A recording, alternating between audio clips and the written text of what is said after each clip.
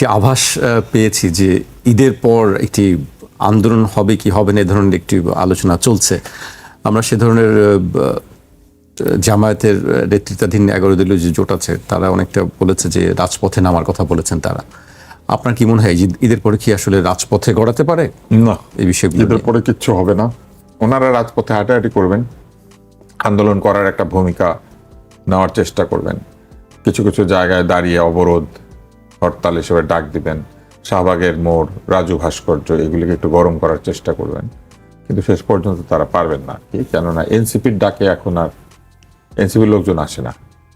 তো অতএব এনসিপিকে বাদ দিতে হবে আন্দোলন থেকে, তাদের ডাকে কেউ আসবে না। তারা জামাতের ডাকে গিয়ে জামাতের সঙ্গে দাঁড়াতে পারেন। আর জামাতের যেটা অবস্থা, কিন্তু তাদের তো কেউ কেউ বলছে আবার যে তারা জামায়াতকে চালাচ্ছে।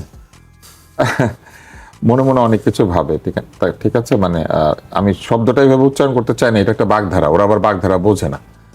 তারপর আমি বলি পাগলের সুখ মনে মনে, এটা একটা বাগধারা আছে। তো আমি তাদেরকে আক্ষরিক অর্থে কিন্তু এটা বলি নাই, কিন্তু এখন তারা বলবে আমাদেরকে আক্ষরিক অর্থে বলেছে, বলে তারা অস্থির হয়ে যাবে। লেখাপড়া মানে বিসিএস এর গাইড পড়লে শুধু যা হয় আর কি, গাইডের মধ্যে আছে মানে আছে, না হলে নাই। তো এখন যে পরিষ্কার অবস্থাটা দেখা দিয়েছে সেটা হচ্ছে রাজনৈতিকভাবে তারা ব্যর্থ হয়েছে সরকারে যেতে। জনগণের অভিপ্রায় বলার পরে বোঝা গিয়েছে যে জনগণের মোটেও অভিপ্রায় নাই, তারা একা নির্বাচন করুক।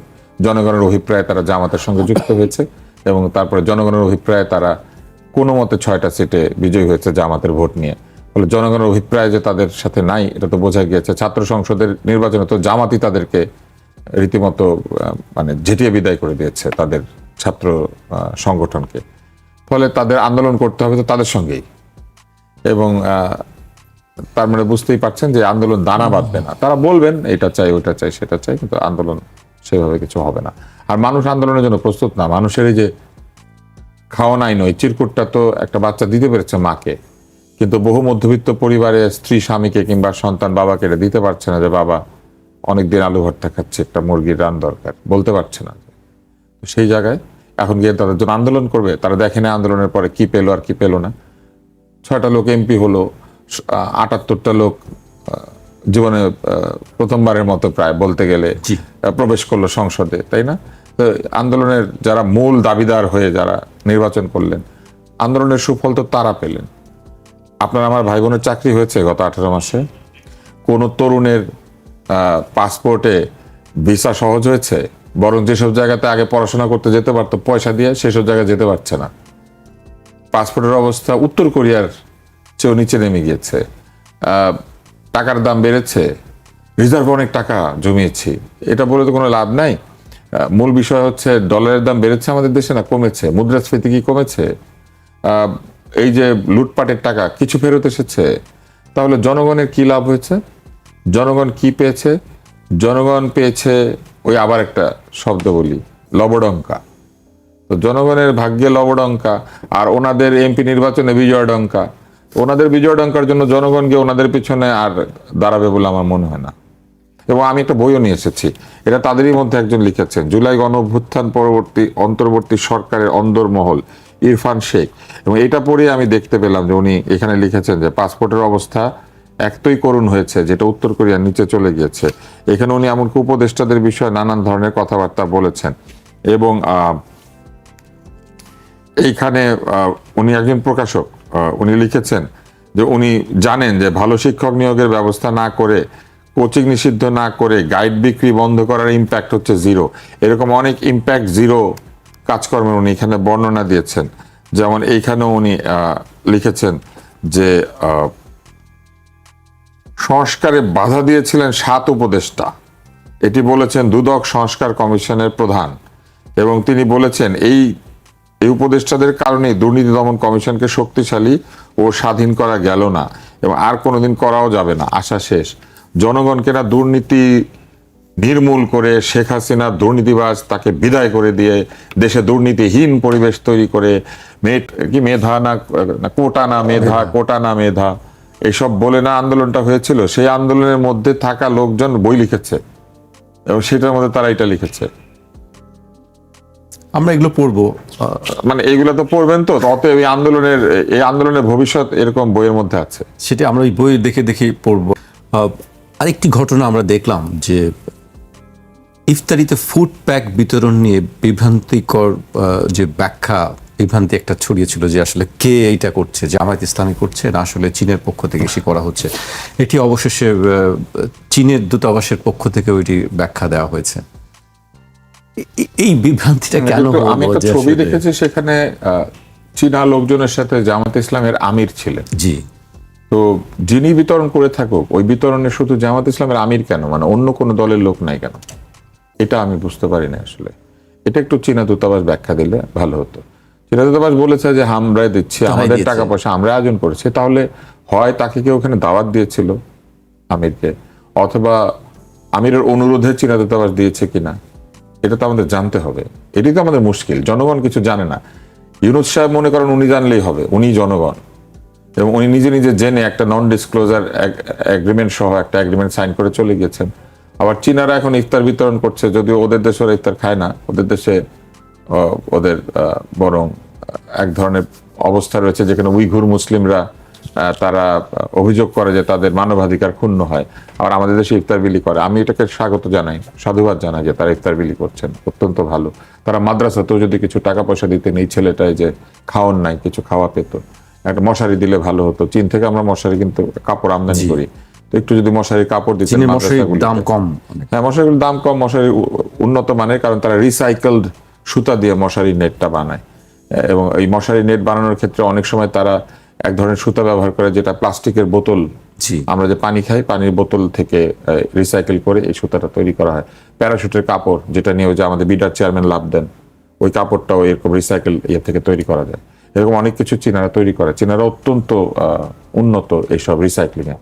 কিন্তু আমার প্রশ্নটা অন্যখানে, ওনারা যে ইফতার দেওয়ার সিদ্ধান্ত নিয়েছেন, নিশ্চয়ই জামাত ইসলামের ভদ্রলোককে দাওয়াত দিয়েছেন, শফিক সাহেবকে, আমিরকে। আমিরকে দাওয়াত দিলেন কেন? তার হাতে ইফতার দিলে কি চীনাদের সোয়াব হয় কিনা এটা তো জানতে হবে। কারণ রোহিঙ্গাদের সাথে নামাজ পড়তে যাচ্ছিলেন ঈদে জাতিসংঘের মহাসচিব, আবার উনি নাকি এখানে এসে রোজাও রেখেছিলেন। তো এখন আমরা অনেক কিছু দেখতে পাচ্ছি, জাতিসংঘের মহাসচিব রোজা রাখে, চীনারা ইফতার বিলি করে সোয়াবের আশা, আবার শফিক সাহেব আমন্ত্রণ পান, কিন্তু আবার চীনারা বলে যে না আমরা একাই দিয়েছি, অন্য কেউ এটার মধ্যে শরিক নাই। আসলে কিছু বুঝি না, একেবারে কনফিউজড।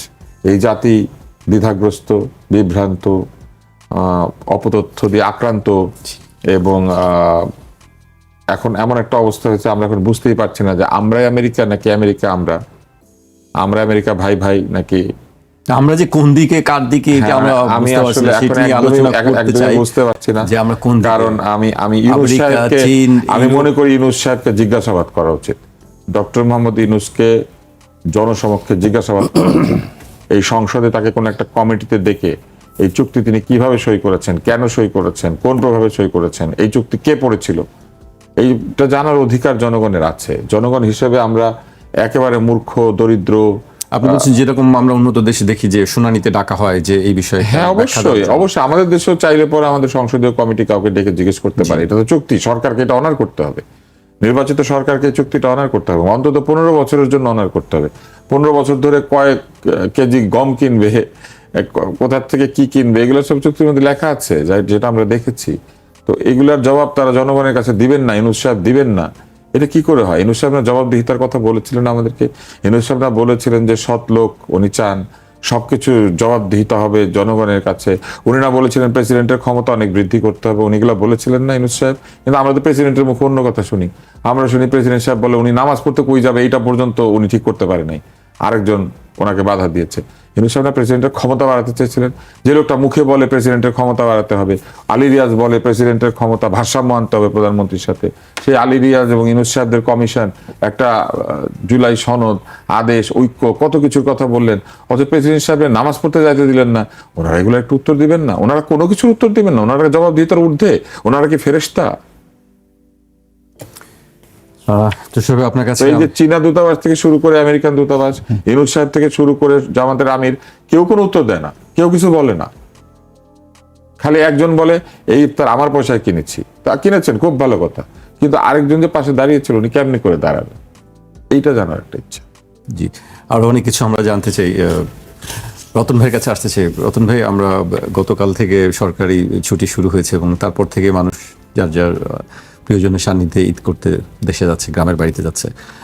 আমরা গতকালকেও দেখেছি, আজকেও দেখেছি, আমাদের খবরেও দেখেছি যে বাড়তি ভাড়া নেওয়ার একটি বিষয় আমরা প্রতি ঈদেই এই জিনিসগুলো দেখি। এবার সরকারের পক্ষ থেকে মন্ত্রী নিজে বলেছেন বাড়তি ভাড়া নেওয়া হবে না বা কোথাও নেওয়া হচ্ছে না, এ ধরনের অভিযোগও তেমন তিনি নেই। কিন্তু আমরা ঠিকই মানুষ যারা বলছে যে বাড়তি ভাড়া দিয়ে তাদেরকে যেতে হচ্ছে।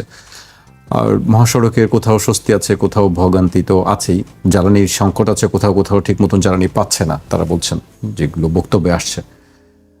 আপনি এই বিষয়গুলোকে আসলে কিভাবে দেখেন? এর থেকে পরিত্রাণের উপায় কি? ঈদে একটা হয় কি যে ঢাকা শহর থেকে 1 কোটির উপরে মানুষ সারা দেশে ছড়িয়ে পড়ে।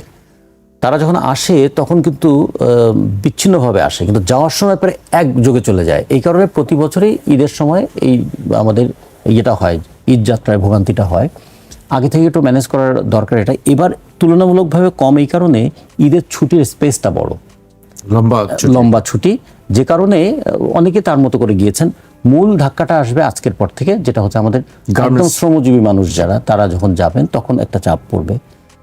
এবার ঈদের আগে একটা আতঙ্ক ছিল এরকম যে মধ্যপ্রাচ্যের যুদ্ধের প্রভাবে তেলের দামটা বাড়বে কিনা। তা সরকার যেহেতু তেলের দামটা বাড়ায়নি, ফলে তেলের দাম বৃদ্ধির কারণে ভাড়া বৃদ্ধির এই সংকটটা হয়নি। কিন্তু তেল পাওয়া যাবে কি যাবে না এই সংশয়টা ছিল। প্রথমে ছিল 200 লিটার তেল দেওয়া হবে, যদি ধরেন ঢাকা থেকে পঞ্চগড় পর্যন্ত যায়, তা ঢাকা থেকে পঞ্চগড় যাওয়া এবং পঞ্চগড় থেকে ফিরে আসা 200 লিটার তেলে কিন্তু সম্ভব নয়। সে কারণে পরে এটা স্ল্যাবটা নিয়ে একটু পরিকল্পনা করার কথা বলা হয়েছে। এবং যারা অনেকে আছে যে রাইড শেয়ার করেন, তারা দিনে 2 লিটার তেলে আসলে তাদের সম্ভব না, পরে এটাকে একটু বাড়ানো হয়েছে। কিন্তু তেলের সংকট নাই এটা বলা হচ্ছে, কিন্তু তেল পাওয়া যাচ্ছে না এরকম একটা গুজবও আছে, এবং বাস্তবে কোনো কোনো ক্ষেত্রে কমও দেওয়া হচ্ছে। এগুলো নিয়ে একটা জটিলতা আছে, কম দেওয়া হচ্ছে বলছে। কিন্তু যেটা আপনি বলেছেন যে ঈদের ভাড়ার ব্যাপারটা, যখন পুলিশ কর্মকর্তা যান কাউন্টারে তখন তো তিনি দেখেন যে ভাড়া তো নেওয়া হচ্ছে না, কিন্তু পুলিশ কর্মকর্তা তখন থাকেন না। কিন্তু পুলিশ কর্মকর্তা এসে আবার বলছেন, কই আমার সামনে তো কাউকে আমার ভাড়া নিতে দেখি নাই, বরঞ্চ 680 টাকা ভাড়া ছিল, কাউন্টারে সারা 600 টাকা নিয়েছে। তো এরকম আমরা আবার স্টেটমেন্ট দেখছি। এগুলো হয় কি, এগুলো দিয়ে ঠিক পুরো চিত্রটা বোঝা যায় না। আপনি একটা দিক খেয়াল করবেন যে বাসের ভাড়া যখন ঠিক করা হয়, ভাড়া ঠিক করার সময় বলা হয় যে সিট অকুপেন্সি 80%, মানে ধরে নেওয়া হয় যে একটা বাসে 20% সিট খালি থাকবে, এইটা ধরে কিন্তু বাস ভাড়াটা ঠিক করা হয়। আচ্ছা, ঈদের সময় কি বাসে কোনো সিট খালি থাকে? থাকে না তো, ছাদেই জায়গা পাওয়া যায়। হ্যাঁ, ফলে আমরা ওইভাবে যদি দেখি তাহলে আবার তখন তারা বলবে যে বাস যখন যায় তখন তো ওভারলোডেড হয়ে যায়, কিন্তু ওই বাসটা আবার ফিরতি ট্রিপে আসার সময় যাত্রী পাওয়া যায় না, ফলে আবার তখন সমন্বয় করতে হয়। এই জন্য প্রতি বছরে এই আলোচনাটা থাকে। আমার মনে হয় এগুলো নিয়ে একটা ঈদের আগেই এই ব্যাপারে একটা যেটা মানে আলোচনা হতো, একটা বৈঠক করে সিদ্ধান্ত নেওয়া হতো যে কোন দূরত্বের বাস কত টাকা ভাড়া নিতে পারবেন, এবং যেহেতু বাসটা যেতে হবে আবার ফিরে এসে আবার যাত্রী নিয়ে যেতে হবে, তাহলে ভাড়ার নির্ধারণের ক্ষেত্রে এটা কিভাবে তারা সমন্বয় করবেন। আমরা পুরোটাই ছেড়ে দেই মালিকদের উপরে, এবং যে কারণে তখন তারা তাদের মতো করে একটা নিয়ম তৈরি করেন। এবং কখনো কখনো 1000 টাকা বাস ভাড়া, সেটা কিন্তু 1800 টাকার টিকিটও তাদের কিনতে হয়। এগুলো আছে। আবার সবচেয়ে বড় কথা, পাওয়া যায় না টিকিট। যখন পাওয়া যায় না, আর আমার যখন ঢাকায় যেতে হবে, তখন কি করব আমি? বেশি দাম দিয়ে কিনতে হবে। হ্যাঁ, ক্রাইসিস হচ্ছে সবচেয়ে বড় মানে সুযোগ সন্ধানীদের জন্য। বুঝেন যে এটা তাকে কিনতেই হবে। তো ফলে এই জন্য কেউ যদি বলে ঈদে টিকিটের দাম বাড়েনি, অত বরঞ্চ টিকিটের যা দাম তার চেয়ে মালিকরা কম নিচ্ছে, আমার কাছে মনে হয় এই কথাগুলো বলতে তাদের দ্বিধা হয় নাই, কিন্তু শুনতে আমাদের খুব অস্বস্তি হয় যে এটা তো ঠিক কথা হচ্ছে না। ধরে নেই আমরা যে হ্যাঁ ঈদে এটা হবেই, কতখানি আমরা হ্যাসেল ফ্রি করতে পারি, কাউন্টারগুলোতে যেন ভিড়টা বেশি না থাকে। এবং আমরা একটা বলেছিলাম যে একটু ছুটিটাও যদি একটু এলাকা ভিত্তিক একটা জোনিং করে করা যায়, যেমন আশুলিয়া যেদিন ছুটি দিল সেই দিনই যেন গাজীপুর ছুটিটা না দেয়। তার দরকার হলে আমাদের পরিবহন শ্রমিকদের সঙ্গে এবং আমাদের কারখানা শ্রমিকদের সঙ্গে আলোচনাটা করা যায় যে ছুটিটা আমি 7 দিন ছুটি পাবো, ছুটিটা আমি যদি একদিন পরে থেকে শুরু করি তাহলে আমি একদিন বেশি বাড়িতে থাকতে পারবো। এটা একটা মানে একটা জোনিং করে, একটা ম্যাপিং করে আমাদের এটা করতে হবে। কারণ দেখুন, গাজীপুর থেকে বাংলাদেশের এমন কোনো উপজেলা নাই যে উপজেলায় বাস যায় না। নারায়ণগঞ্জ থেকে বাংলাদেশের এমন কোনো উপজেলা নাই যে উপজেলায় বাস যায় না। তো ফলে এই যে সারা দেশের আর কাজের তো খুব বেশি জায়গা নেই, এই ঘুরে ফিরেতেই অল্প কয়েকটা জায়গা। সারা দেশের কর্মপ্রত্যাশী মানুষরা তো এখানে ভিড় করে। ইভেন যারা ভিক্ষা করে কিছু আয় রোজগার করতে চান তারাও তো ঈদের সময় এসে ঢাকায় হাজির হন। রিক্সা চালকরা ঢাকায় আছেন, আমাদের মুটে মজুররা আছেন, আমাদের গৃহকর্মীরা আছেন, এই মানুষগুলো তো অনেকে চাইবেন যে ঈদের সময় তার এলাকায় একটু যেতে। তো ফলে এটা প্রতি বছরই হবে, পৃথিবীর বিভিন্ন দেশে উৎসবকে কিন্তু এটা হয়। রাষ্ট্রের দায়িত্ব হচ্ছে এটাকে কিভাবে কতটা সিস্টেম্যাটিক করে ফেলা যায়, নিয়ন্ত্রণের মধ্যে রাখা যায় কতটুকু। আমি তুষার ভাইয়ের কাছে আসতে চাই। তুষার ভাই, একদিন আপনি আলোচনা করছিলেন যে গাড়ির গ্যাস সিলিন্ডার, আজকে আমরা দেখেছি সেই ঘটনায় যে গ্যাস লিকেজ থেকে 3 জন আমরা মারা যাওয়ার খবর হচ্ছে, আরো কয়েকজন আছেন তাদের অবস্থাও খুব একটি ভালো না। মানে এই বিষয়গুলি আসলে কিভাবে দূর করা যায়? গাড়ির গ্যাস সিলিন্ডার যে বিস্ফোরণের, গাড়ির গ্যাস সিলিন্ডার নির্দিষ্ট সময় পর পর পরীক্ষা করানোর বিধান আছে, কিন্তু আপনি দেখবেন যে রাস্তায় যখন ট্রাফিক কাগজ পরীক্ষা করে, সেই কাগজের সঙ্গে এই কাগজটা কখনো পরীক্ষা করে না যে গাড়িটা গ্যাসে চলছে কিনা এবং এটা সর্বশেষ কবে এটা তার সিলিন্ডারের যে সেফটি সেটা টেস্ট করানো হয়েছে। এটা কিন্তু বিধান আছে, এটা টেস্ট করাতে হবে। অধিকাংশ আমি তো দেখিনি কখনো মানে এটা চেক করা। অধিকাংশ গাড়ি সেটা করে না, প্রায় কেউই করে না। 5 বছর 7 বছর পার হয়ে যায়, এই কাজটা হয় না। একসময় আমার বাড়িতে এই গ্যাসের গাড়ি ছিল, আমি নিয়মিত এই পরীক্ষাটা করাতাম এবং সবাই আমাকে বোকা বলতো যে আরে এটা কেউ টেস্ট করে নাকি, এটা কিছু হয় না। কিন্তু হবে তো একদিন, হবে একদিন, এক মুহূর্তে। কিন্তু ওই মুহূর্তের জন্য মানুষ প্রস্তুত থাকতে চায় না, কারণ পয়সা খরচ হয়, এই টেস্টিংটা করাতে পয়সা লাগে। সিলিন্ডারের একটা মেয়াদ আছে, যদি আপনার সিলিন্ডার ভালোও থাকে তারপরেও কত বছর পর্যন্ত এই সিলিন্ডারটা ব্যবহার করা যাবে এটা কিন্তু বলা থাকে। এটা কি 2 সিলিন্ডারের ক্ষেত্রে, গাড়ির ক্ষেত্রে বা বাসাবাড়ির ক্ষেত্রে, 2 ক্ষেত্রে? যে কোনো সিলিন্ডারের ক্ষেত্রে সিলিন্ডারের একটা মেয়াদ আছে। সিলিন্ডার কতবার রিফিল করা যাবে এইটা বলা থাকে, যে এই সিলিন্ডারটা এত 1000 বার রিফিল করা যাবে, তারপরে এই সিলিন্ডারটা বাদ দিতে হবে। অথবা সময়ের হিসাবেও লেখা থাকে যে এত বছর। যেমন গাড়ির যে চাকা, এই চাকার মেয়াদ আছে, চাকার গায়ে কিন্তু সাল লেখা থাকে। অধিকাংশ গাড়ির মালিক পর্যন্ত জানেন না যে গাড়ির চাকায় যে সাল লেখা থাকে এবং এই প্রোডাকশন ডেট থেকে কতদিন পর্যন্ত এই চাকা আসলে ব্যবহারের উপযুক্ত। কারণ চাকা তো রাবার বসে থাকলেও, ফেলে রাখলেও ডিগ্রেডেড হয়। এই যে আমাদের দেশে আমরা প্রযুক্তি ব্যবহার করি, আমরা প্রযুক্তি জ্ঞানহীনভাবে প্রযুক্তি ব্যবহার করি। প্রযুক্তিটা আমাদের কাছে আসে কিন্তু এই প্রযুক্তি সম্পর্কে আমাদের কোনো ধারণা নাই। আমরা আসলে ভোক্তার মতো প্রযুক্তি ব্যবহার করি।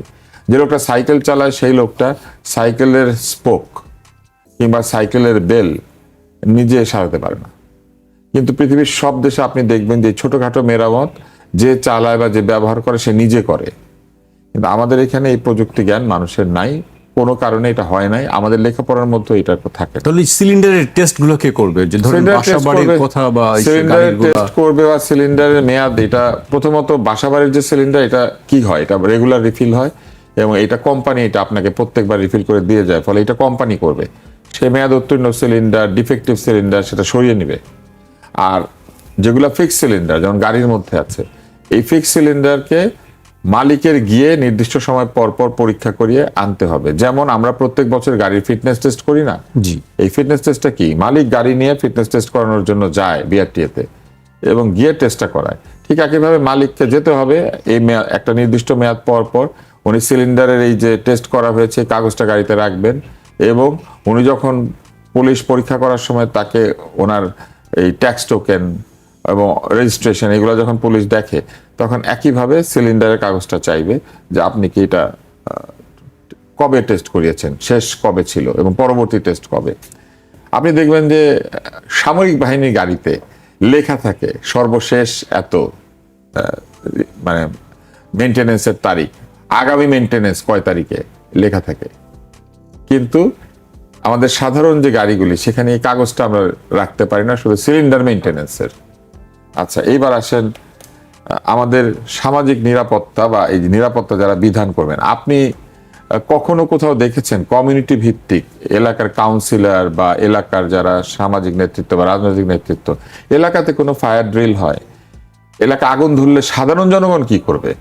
এটা একটা খুব মজার ব্যাপার আছে। আপনি দেখবেন যে বাড়ির মধ্যে আগুন লাগলে বাড়ির লোকজনকে শেখায় যে মোবাইল দিয়ে ভিডিও করবে, এটা তো হ্যাঁ, কিন্তু সাধারণ জনগণ কি করবে? তারা কি মোবাইল দিয়ে ভিডিও করবে? তারা কি এই দমকলের গাড়ি আটকে দিবে? কিংবা একটা এলাকায় দমকলের গাড়ি ঢোকার জন্য একটা রাস্তা থাকা জরুরি, একটা এলাকার জন্য একটা রাস্তা যেখানে দমকলের গাড়ি ঢুকতে পারবে, একটা জলাশয় থাকা জরুরি যেখান থেকে পানিটা নিবে, সেইগুলি কি আছে? কোনো পাবলিক ট্যাঙ্ক আছে যে কোথাও আগুন ধরে গেলে একটা এলাকায় মনে করেন 50টা বাড়ি নিয়ে এক একটা জোন বা 100টা বাড়ি নিয়ে জোন, সেইখানে আগুন ধরে গেলে পানিটা কোন ট্যাঙ্ক থেকে নেওয়া হবে? কোনো হাইড্রেন্ট আছে? মেয়র হওয়ার জন্য অস্থির এই বাংলাদেশের লোকেরা, রাজনীতিবিদরা মেয়র হতে না পেরে প্রশাসক হিসেবে বসে পড়ছে। কিন্তু আপনি এই মেয়রদেরকে, যে যারা বসে পড়েছে বা অতীতে মেয়র ছিল, তাদের কোথাও রান্নাঘরের সেফটি মেনটেন করার জন্য একটা চিঠি দিতে দেখেছেন? তারা বলে খানা আছে। খানা মানে জানেন তো, খানা মানে হচ্ছে হাউস হোল্ড, যে হাউস হোল্ডটা ট্যাক্স দেয়। তো এইখানে এতগুলি খানা এবং এতগুলি দোকান থেকে ট্যাক্স আদায় করে, কিন্তু এই যে খানার থেকে যে ট্যাক্স আদায় করে, খানাটা নিরাপদ কিনা? ঠিক নাম খানা কেন? জানি না, এটা মনে হয় পুরনো আর কি, এটা আরবি ফার্সি কেন এসেছে জানি না আসলে। কিন্তু দেখেন এটা নাই। আরো মজার ব্যাপার, আমি আপনাকে এটা বলে শেষ করি। দমকল বাহিনীর একটা সাইনবোর্ড থাকে যেখানে লেখা থাকে ফায়ার সার্ভিস ও সিভিল ডিফেন্স। আপনি যদি মিরপুরের দমকল বাহিনীটা যান 10 নম্বরের দিকে যেতে দেখবেন ওটা দুই পাশে স্পন্সরের বিজ্ঞাপন লাগানো। আবার আপনি যদি আসাদ গেটটা যান তাহলে দেখবেন ওটা খুব চমৎকার, ওখানে কোনো স্পন্সর বিজ্ঞাপন দেয় নাই। এই সাধারণ ইউনিফর্মিটিটা মেনটেন করতে পারে না। একটা সরকারি দপ্তরের সাইনবোর্ড কেন স্পন্সরের কাছ থেকে পয়সা নিয়ে বানাতে হবে? আপনি আমারে বলেন তো। তাহলে পুলিশের যে ব্যাচ থাকে ওখানে লিখে দিবে স্বপ্ন ধরা কনস্টেবল, লিখবে? জি, আমাকে শেষ করতে হচ্ছে।